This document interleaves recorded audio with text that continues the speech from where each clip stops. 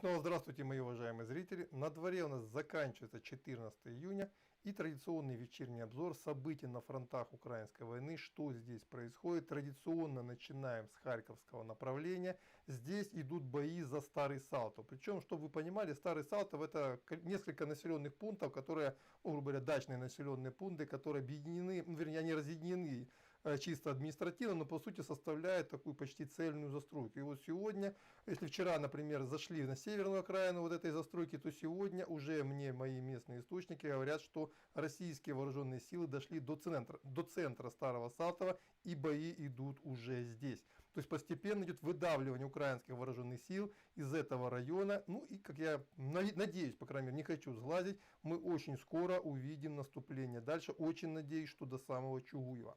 Но здесь на самом деле происходили не самые интересные и важные события. Сегодня на Донбассе произошло несколько важных прорывов. Первый — это в районе Славянска. Буквально вечером пришла информация о том, что российские войска проломали оборону ВСУ на Славянском направлении и заняли населенный пункт Долина. И теперь зачищают этот населенный пункт и продолжают наступление в район Краснополя и далее на юг. Также продолжаются бои в районе Сидорова, но пока информация о том, что этот населенный пункт перешел под контроль российской армии, нет.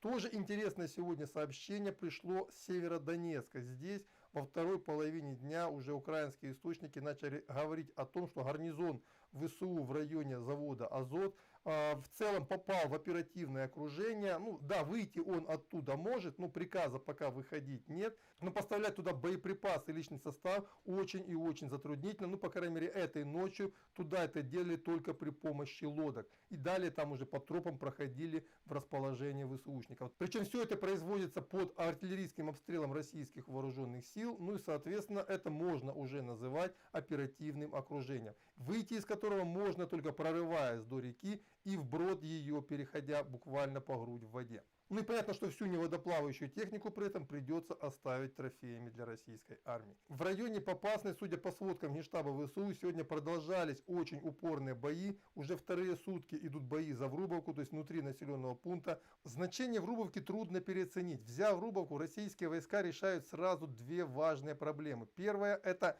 по сути, это один из последних, предпоследний, наверное, рубеж обороны украинских вооруженных сил, после которого уже российские войска закроют кольцо окружения вокруг Лисичанской северодонецкой группировки и возьмут ее уже полностью в кольцо. Второй момент: если окончательно будет зачищена Тошевка, за последние дома которой сегодня идут еще пока бои, то можно будет говорить после взятия Врубовки и Тошковки об полном оперативном окружении Горско-Золотойского группировки противника, ну и соответственно рассечение уже Лисичанско-Северодонецкого котла сразу на две части. Именно по этой причине такие ожесточенные бои сегодня здесь идут. Также сегодня были атаки в районе Берестова. ВСУ, Генштаб сказал, что они были для россиян неудачны. Тем не менее, атаки идут по всему фронту. И самое важное, новость пришла сегодня поздно вечером. Мне сообщили буквально час назад о том, что российские войска, конкретно вагнеровцы, смогли прорвать линию фронта ВСУ южнее Бахмута и взять населенный пункт Семигорье. Таким образом, они полностью перерезали все трассы, которые идут